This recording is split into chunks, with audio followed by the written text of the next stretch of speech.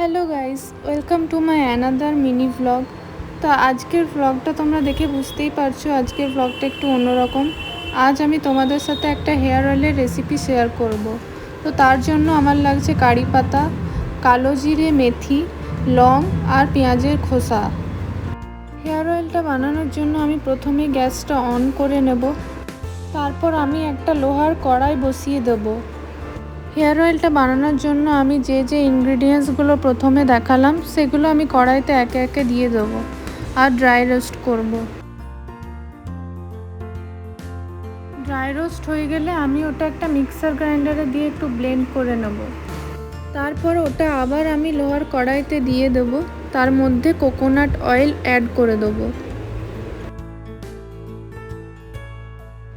তারপর তেলটা একটু গরম হতে থাকলে আমি ওটার মধ্যে পেঁয়াজের খোসা আর কারি পাতাটা অ্যাড করে দেবো। তারপর আমি গ্যাসটা অফ করে তেলটা একটু ঠান্ডা হওয়ার পর ওটা একটা লোহার ছাঁকনিতে ছেঁকে নেব। আগের ভ্লগে আমি যে অ্যাপস গুডনেসের দুটো প্রোডাক্ট দেখিয়েছিলাম ওই দুটোই এই হেয়ার অয়েলে ইউজ করব। আমি 1 চামচ ক্যাস্টর অয়েল ওটার মধ্যে অ্যাড করে দেবো। তারপর আমি যে রোজমেরি অয়েলটা দেখিয়েছিলাম সেটা আমি 8 ড্রপ মতন দেবো এখানে।